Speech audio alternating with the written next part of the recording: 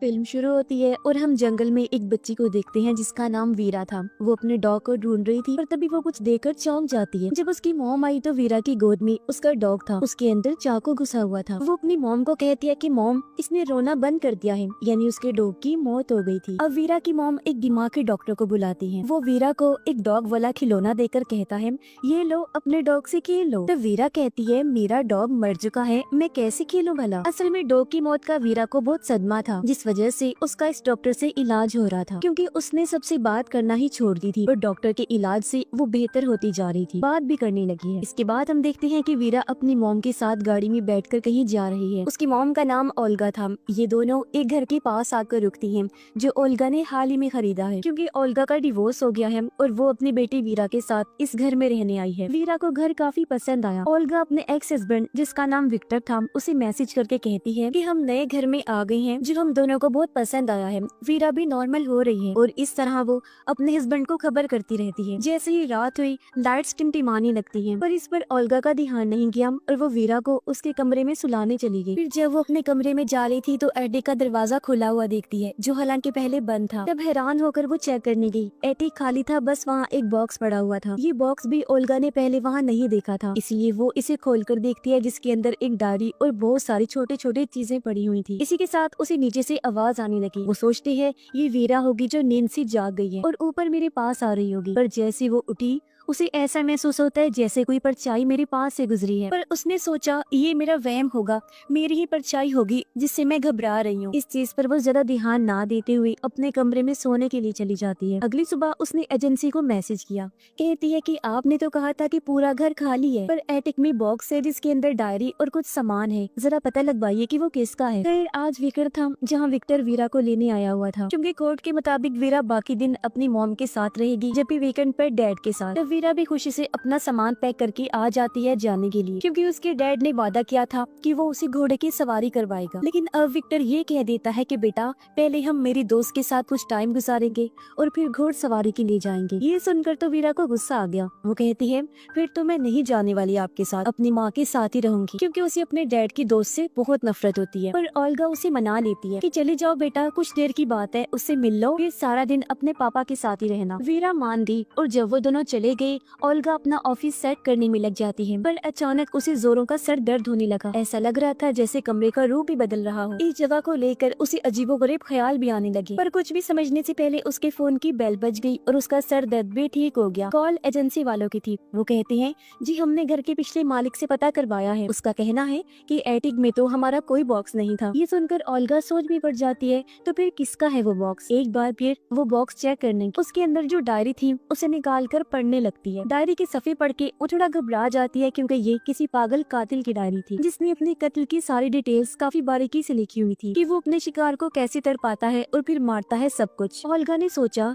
नहीं, ये बॉक्स अब एक सेकंड भी मेरे घर नहीं रहेगा। ये सोचकर वो बॉक्स को घर से बाहर कचरे के पास रख देती है। फिर वो एटिक की सफाई करने दी, पर ये देखकर उसे झटका लगा कि बॉक्स वहीं पर पड़ा हुआ था, जिसे वो कुछ देर पहले कचरे के साथ रख के आई थी। वो फिर से एटिक में आ गया। ओल्गा घबराकर घर से बाहर जाने लगी, पर तभी विक्टर की कॉल आई। वो तो और डरा देने वाली बात बताता है कि वीरा ने अपना हाथ ही काट लिया है और हम हॉस्पिटल में हैं। ये सुनकर तो फौरन ओल्गा हॉस्पिटल पहुंची, जहां विक्टर के साथ उसकी दोस्त भी थी। ओल्गा कहती है, आखिर तुमने उसे चाकू दिया ही क्यों? विक्टर की दोस्त कहती है, मैं किचन में काम कर रही थी, वो मेरे पास आकर जिद करने लगी कि मुझे चाकू दो, मैं आपके साथ काम करवाऊंगी। हालांकि मैंने चाकू उससे लेकर रख भी दिया था, और उसने दोबारा चाकू लिया और अपना हाथ काट लिया। लो बताओ, ये कोई बात है? ओल्गा सोचती है, कोई हाल नहीं, कितने लापरवाह लोग हैं। तभी डॉक्टर आया। वो बताता है कि आप लोग घबराए नहीं, कोई खतरे वाली बात नहीं है, बस 4-5 दिन रोजाना उसकी पट्टी चेंज करनी होगी ताकि वो ठीक हो जाए। अब ओल्गा उनसे कहती है, अच्छा मैं जा रही हूँ, अगर वीरा ने मुझे देखा तो मेरे साथ चलने की जिद करेगी, मैं उसे कल लेकर जाऊंगी, क्योंकि नया घर है, मैं कुछ काम करवा रही हूँ। पर हम जानते हैं कि वो झूठ बोल रही है,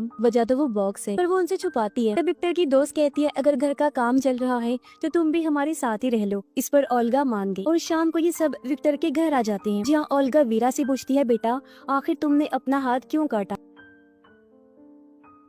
पर विक्टर उसे रोकते हुए वीरा को बाहर भेज देता है। ओल्गा उस पर गुस्सा करती है कि ये क्या हरकत है, मैं उससे सवाल कर रही हूँ और तुमने उसे बाहर भेज दिया। विक्टर कहता है देखो वो सिर्फ हादसा था, उसने जानबूझकर थोड़ी ना किया है। ओल्गा कहती है क्या तुम्हें ये छोटी बात लगती है, देखा उसने अपने डॉग के साथ क्या किया था। जी हाँ, डॉग के साथ उसने कुछ किया था जिसका जवाब हमें आगे पता चलेगा। पर उसकी बात सुनकर विक्टर कहता है ये बस इत्तेफाक है, अब कोई नई कहानी मत बना दो। और इस तरह वो ओल्गा को चुप करवा देता है। अगली सुबह ओल्गा किसी तरह वीरा को समझाकर अकेले ही घर आ जाती है, जहाँ वो घर पर डॉक्टर को बुलाती है। डॉक्टर को उसने बॉक्स के बारे में बता दिया था पर वो यकीन नहीं करता और ओल्गा के साथ एक बार फिर बॉक्स को कचरे के पास छोड़ देता है। पर जब उन्होंने एटिक में आकर देखा तो एक बार फिर उन्हें झटका लगता है, क्योंकि बॉक्स वही था, वो भी बिल्कुल उसी जगह पर जहाँ पहले पड़ा हुआ था। अब डॉक्टर को भी काफी अजीब लगा, इसलिए वो भी उस डायरी को पढ़ने लगा, जहाँ ओल्गा को फिर से ख्याल नजर आने लगे कि ये कमरा बहुत ही अजीब है। और वो देखती है कि किस तरह कातिल अपने विक्टिम्स, अपने शिकारियों को मारता है, जिससे वो काफी घबरा गई। डॉक्टर देखता है कि डायरी में कातिल के विक्टिम्स के नाम और उनकी उम्र भी लिखी हुई है। उन नामों को ओल्गा इंटरनेट पर सर्च करती है, पर इन नामों के कत्ल की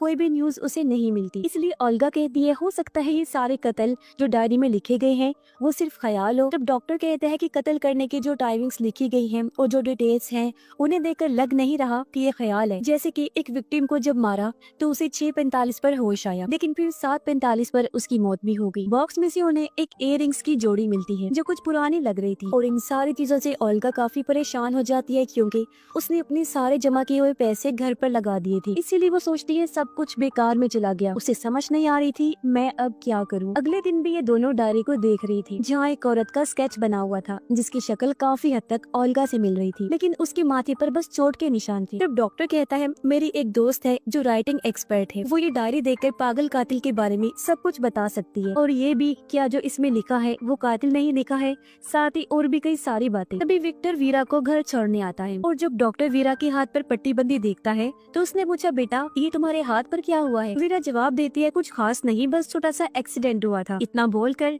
वो अपने कमरे में चली जाती है, जहाँ ओल्गा उसे सुला देती है। अगली सुबह ओल्गा वीरा के बैग में अजीब सी ड्राइंग देखती है, जहाँ उसने अपना हाथ काटा हुआ था, उसका खून बह रहा था और हाथ में चाकू था, यानी अपने हाथ से वाला पूरा स्केच उसने बनाया हुआ था। ये देखकर ओल्गा उस दिन के बारे में याद करती है जब इनके डॉग की मौत हुई। उस दिन दरअसल इनका डॉग एक गाड़ी के नीचे आ गया था और बुरी तरह जख्मी हो गया था। विक्टर डॉग को उठाकर लाया ताकि उसे हॉस्पिटल ले जा सके, पर जब ओल्गा डॉग को देखने आई तो डॉग के पेट में चाकू घोंपा हुआ था, जो कि वीरा का ही काम था। और वो ओल्गा से जब कह रही थी कि इसने रोना बंद कर दिया है, तो इसका मतलब था कि उसे अपने डॉग का दर्द देखा नहीं जा रहा था, और उसे दर्द से छुटकारा देने के लिए उसने डॉग को चाकू से मार दिया, जिसके बाद इस दिमाग के डॉक्टर से उसका इलाज करवाया जा रहा था। उसका एक सेशन आज भी डॉक्टर कर रहा था। वो वीरा से कहता है अच्छा बताओ उस दिन जो तुम्हारी मॉम डैड डॉग को हॉस्पिटल लेकर जा रही थी, क्या वो सही कर रही थी? ये जो तुमने किया वो ठीक था? वीरा कहती है जो मैंने किया वो ही ठीक था, वो बेचारा दर्द में तड़प रहा था। मॉम डैड को तो उसकी तकलीफ का एहसास ही नहीं हुआ, मुझसे उसका दर्द देखा नहीं गया तो मैंने दर्द से उसकी जान छुड़वा दी। फिर डॉक्टर पूछता है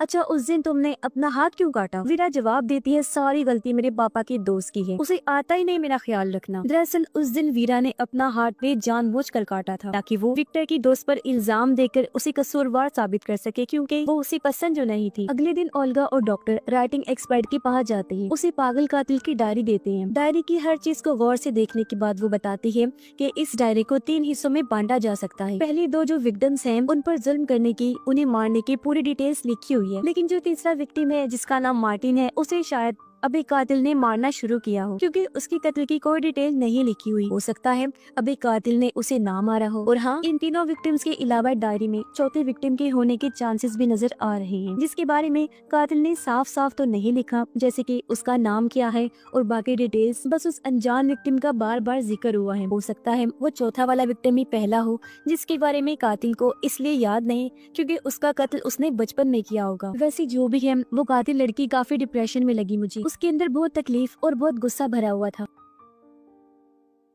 और ये सुनकर तो दोनों काफी चौंक गई। कहते हैं क्या कहा आपने, कातिल लड़की? एक्सपर्ट कहती है कि हाँ, इस राइटिंग को देखने से साफ लग रहा है कि पागल कातिल एक लड़की है, और तो और इसके लिखने का अंदाज भी अनोखा है। अब जैसे आमतौर पर हम अंगूठे और इंडेक्स उंगली से लिखते हैं, पर कातिल ने अपने अंगूठे और बीच वाली उंगली से पेन को पकड़ के लिखा हुआ है। अब ये सारी बातें सुनकर ओल्गा काफी परेशान हो गई। वो सोचती है अब मैं क्या करूँ, एक पागल कातिल के घर में कैसे अपनी बच्ची को रखूँ? ऊपर से मुझे भी हर टाइम ऐसा महसूस होता है जैसे कातिल घर में ही है। जब डॉक्टर उसे कहता है तुम ऐसा करो, उसे विक्टर के घर छोड़ दो और फिर सोचेंगे कि आगे क्या करना है, और जब सारे हालात ठीक होंगे तुम तब उसे वापस लेकर आना। डॉक्टर ओल्गा को भी दवाई देता है खाने के लिए, क्योंकि वो काफी परेशान थी। दवाई खाकर वो जब नहाने गई तो उसे अपने कमरे से आवाज आती है। उसने जब जाकर चेक किया तो वो किसी की परछाई को देखती है। उसे पकड़ने के लिए जब ओल्गा पीछे भागी तो अचानक कोई उसके सर पर जोर से मारता है, जिससे वो नीचे गिर गई। उसकी आवाज सुनकर डॉक्टर फौरन यहाँ आकर उसे संभालता है। ओल्गा उसे बताती है कि वो कातिल घर में ही है, मैंने उसे देखा था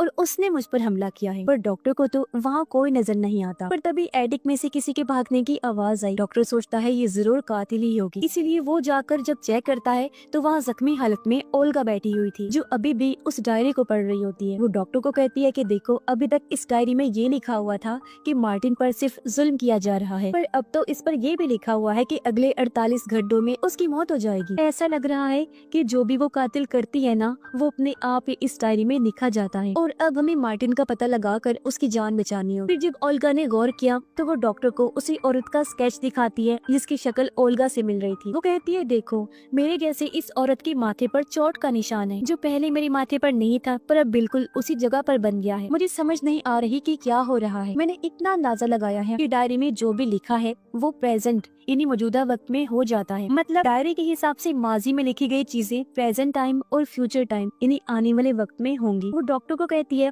कि मेरी बातें यकीन करो, मैं सच कह रही हूँ, और चलो मार्टिन को बचा ले चलते हैं। डॉक्टर उसकी बात मान लेता है और ये डायरी में लिखी गई मार्टिन की डिटेल्स निकालते हैं, जहाँ से इन्हें एक रेस्टोरेंट का पता चला। ये जब वहाँ गए तो पता चला कि वो रेस्टोरेंट तो अभी बन रहा है। ये दोनों वहाँ की औरत से कहते हैं कि हम मार्टिन से मिलना चाहते हैं। औरत के हाथ में एक बच्चा था। वो कहती है ये रहा मेरा बेटा, इसी का नाम मार्टिन है। अब डायरी के हिसाब से मार्टिन की उम्र तो 32 साल होगी। तो ये दोनों सोचते हैं कि क्या जब मार्टिन 32 साल का होगा तब उसकी मौत होगी। इस सोच के साथ उनका दिमाग चकरा गया और वो घर आ जाती है। ओल्गा कहती है मुझे इस बात की परेशानी हो रही है कि 48 घंटे खत्म होने को हैं। मार्टिन को हमें बचाना है, कैसे बचाएं? पर तभी ओल्गा ने बड़ा चौंका देने वाला सीन देखा कि वीरा के हाथ पर पट्टी लगी हुई है, जिस वजह से वो अंगूठे के साथ अपने इंडेक्स वाले फिंगर इस्तेमाल नहीं कर पा रही थी। इसीलिए वो अंगूठे और दरमियान वाली उंगली की मदद से पेंसिल पकड़कर ड्राइंग कर रही थी, यानी वही चीज जो एक्सपर्ट ने कातिल के बारे में बताई थी। ओल्गा उसे पेंसिल छीलकर कहती है कि जब तक तुम्हारा हाथ ठीक नहीं हो जाता तुम ड्राइंग नहीं करोगी। ये सुनकर वीरा को अपनी मॉम पर गुस्सा आ गया। पर तभी विक्टर की आवाज आई और वो भागकर अपने डैड के पास चली जाती है। और ये क्या, विक्टर तो वीरा के लिए गिफ्ट के तौर पर गोही बॉक्स लेकर आया था, जो एटिक से जाने का नाम ही नहीं ले रहा। ओल्गा तो एकदम सुन पड़ जाती है। उसे समझ नहीं आ रही थी कि ये क्या हो रहा है। फिर वो बॉक्स और वीरा को एटिक में लेकर गई और उससे पूछती है बेटा, जो चीजें इस बॉक्स में हैं, क्या तुम उनके बारे में जानती हो? पर वीरा कहती है नहीं मॉम, बिल्कुल भी नहीं। इस पर ओल्गा उसे वहाँ से भेज देती है। और अब जब उसने डायरी को देखा तो उसमें लिखा था कि मार्टिन की मौत हो गई है। ओल्गा फिर परेशान होती है, साथ ही उसे दुख भी हो रहा था कि मैं कुछ नहीं कर पा रही हूँ।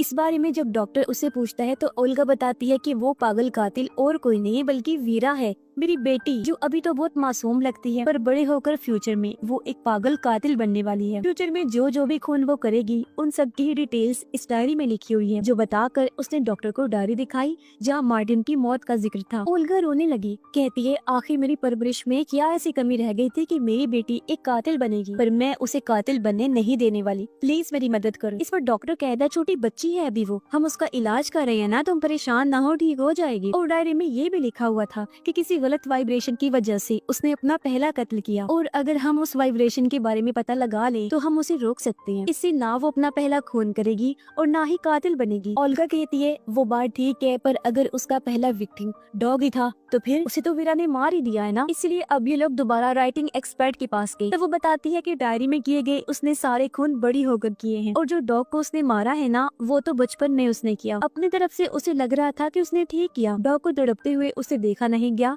तो उसने मार दिया उसे। बचपन में ये की गई गलती को हम खून नहीं कहेंगे, खून उसने बड़े होकर किया। और उसका पहला विक्टिम वो चौथा है जिसके बारे में मैंने बताया था कि उसका नाम वगैरह नहीं लिखा गया, बस उसका जिक्र हुआ है। और हाँ, हो सकता है उस पहले विक्टिम ने ही बच्ची को कुछ कहा होगा, उसके साथ कुछ किया होगा कि उसे गुस्सा आ गया। हो सकता है कि उसने बचपन में बच्चे की जान लेने की कोशिश की हो, जिसका बदला फिर बच्ची ने बड़े होकर लिया और उसके अंदर का जानवर जाग गया और उसने अपना पहला कत्ल किया, जिसका जिक्र डायरी में कहीं पर भी नहीं। अगली सुबह बेबस होकर ओल्गा वीरा की बर्थडे पार्टी में बैठी होती है और वीरा आराम से खेल रही थी और तभी विक्टर अपने दोस्त को इयररिंग्स गिफ्ट देता है, जो देख ओल्गा को शौक लगा क्योंकि ये वही इयररिंग्स थे जो उसे उस बॉक्स में से मिली थी, कातिल का बॉक्स यानी कि वीरा का बॉक्स, जो देखकर ओल्गा समझ गई कि इसका मतलब वीरा की पहली विक्टिम विक्टर की दोस्त है, यानी बड़े होकर वीरा सबसे पहले उसे मारकर अपना पहला कत्ल करेगी क्योंकि वो उसी सख्त नफरत जो करती है। इसलिए ओल्गा जब उसे घर लेकर आई तो फैसला करती है कि आइंदा के बाद मैं वीरा को कभी विक्टर के घर नहीं भेजूंगी, क्योंकि वो कैसे भी करके अपनी बेटी को कातिल बनने से बचाना चाहती थी। जैसे वीकेंड हुआ,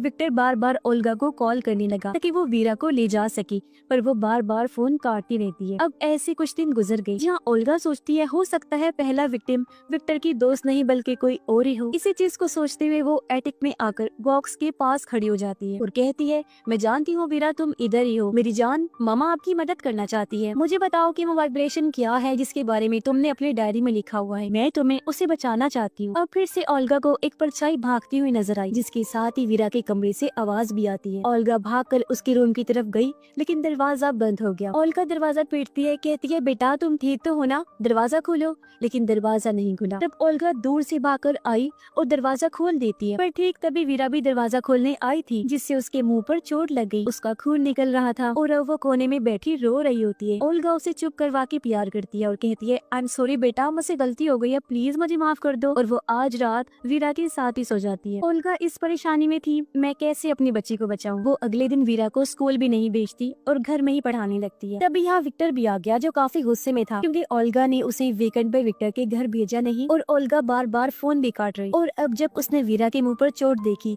तो गुस्से में पूछता है, ये तुम मेरी बेटी के साथ क्या कर रही हो। अब उन दोनों को झगड़ते हुए देखकर वीरा डरकर भाग जाती है। गुस्से में विक्टर भी वहाँ से चला गया। तभी यहाँ डॉक्टर भी आ गया। वो कहता है, तुम वीरा को सेशन के लिए क्यों नहीं भेज रही। ओल्गा कहती है, उसे किसी दिमाग के इलाज की जरूरत नहीं है, मैं उसे संभाल लूंगी, उसकी माँ हूँ, उसका ख्याल रखना जानती हूँ और उसे कातिल बनने से रोक लूंगी। तब डॉक्टर वहाँ से चला गया। तभी विक्टर वापस आ गया, वो भी पुलिस के साथ, क्योंकि वीरा को उसके घर ना भेजकर ओल्गा ने कोर्ट के असूल को तोड़ा था, यानी कि अब कार्रवाई होगी। तो अब कोई और रास्ता ना होने पर वो वीरा को विक्टर के साथ भेज देती है।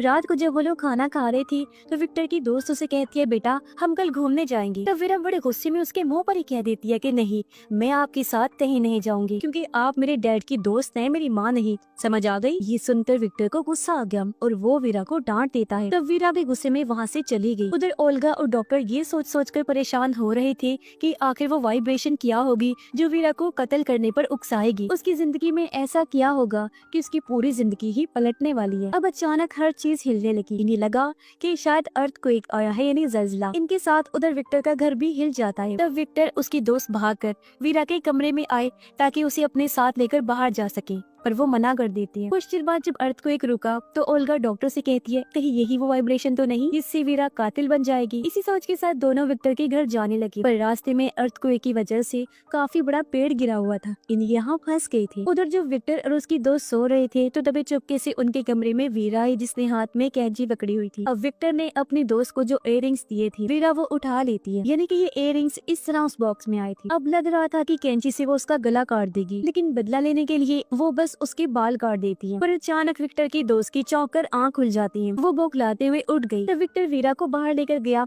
उसे डांट देता है, ये तुम क्या हरकत कर रही थी, हाँ पागल हो गई हो। वो उसे और भी बुरा भला कहकर खूब डांटने लगता है। वीरा रोते हुए वहीं सीढ़ियों के पास बैठ गई, कहती है मुझे मॉम के पास जाना है। तभी यहाँ ओल्गा और डॉक्टर भी आ गए। ओल्गा के पास भी इस घर की चाबी थी और जब वो अंदर आई तो उसे किसी के गिरने की आवाज आई और जब उसने जाकर देखा तो वहाँ विक्टर की लाश थी, यानी उसे मार दिया गया था। और जिस पहले कत्ल का डर ओल्गा को था आखिर वो हो ही गया। ऊपर सीढ़ियों के पास वीरा बैठी हुई थी। असल में विक्टर उसे लगातार डांटता ही जा रहा था, जिस बात से गुस्सा होकर उसने विक्टर को धक्का मारा और वो किनारे पर ही खड़ा था। उसका पैर फिसला और सीढ़ियों में आकर गिरा और उसकी मौत हो गई। ये देखकर ओल्गा पूरी तरह टूट गई, फूट फूट कर रोने लगती है, क्योंकि ये पहला कत्ल एक ट्रिगर की तरह है कि अगर ये हो गया तो फिर बाकी कत्ल भी होंगे। और ओल्गा की लाख कोशिश के बाद भी कोई वीरा को कातिल बनने से नहीं रोक सकता। खैर जैसे अगली सुबह हुई, एम्बुलेंस टीम, पुलिस सब आ जाती जाते हैं। डॉक्टर ओल्गा से कहते हैं कि वीरा को नहीं लेकर जा सकती तुम, क्योंकि अभी इन्वेस्टिगेशन चल रही है। अब जैसे ओल्गा अकेली हुई, मौके का फायदा उठाकर चुपके से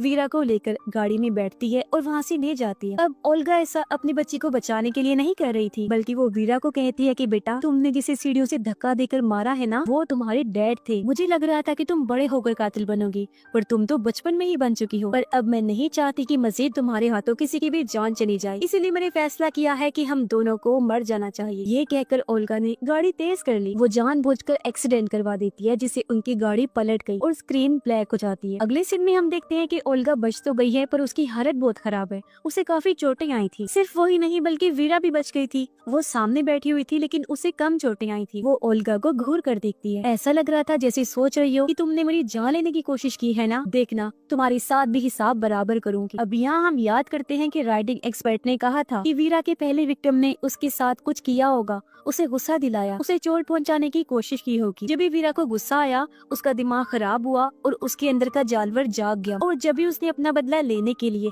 अपने उस पहले विक्टिम को मार दिया, जिसके बाद उसे इन लोगों को मारने की लत लग गई, जहाँ बड़ी होने के बाद उसने और भी लोगों का कत्ल किया। अब हम जानते हैं कि हालांकि विक्टर वीरा की वजह से ही मरा है, पर उसने तो वैसे ही खुद से दूर करने के लिए उसे धक्का दिया था। मतलब उसका इरादा अपने डैड को मारने का नहीं था, यानी वो बस एक एक्सीडेंट था। पर जैसा कि हमने देखा कि ओल्गा ने उसकी जान लेने की कोशिश की, तो तब बदला लेने के लिए वीरा पहला कत्ल ओल्गा का करेगी, यानी उसका पहला विक्टिम और कोई नहीं बल्कि उसकी माँ है। वो पहला कत्ल उसका करेगी। और बॉक्स बार बार इसलिए एटिक में आ रहा था क्योंकि अर्थक्वेक आने से टाइम ट्रेवल यानी पास्ट प्रेजेंट का पोर्टल वहाँ पर खुल गया था, जहाँ से ही बार बार वो एटिक में आया जाया करता था। क्योंकि इसके बाद भी कई साल वीरा उसी घर में रही और लोगों के खून, उन्हें मारना पीटना सब वो यही करती, जिसके बारे में उस डायरी में सब कुछ लिखा हुआ है। और इस तरह ये लूप चलता रहा और बार बार बॉक्स वापस आने के पीछे यही वजह है। अपनी माँ ओल्गा का पहला खून करने के बाद वो आखिर पागल कातिल बन जाएगी, जो सीरियल किलर होगी, यानी कि वो किसी को भी नहीं छोड़ेगी। और इसी भयानक एंडिंग के साथ ये फिल्म इधर ही खत्म हो जाती है।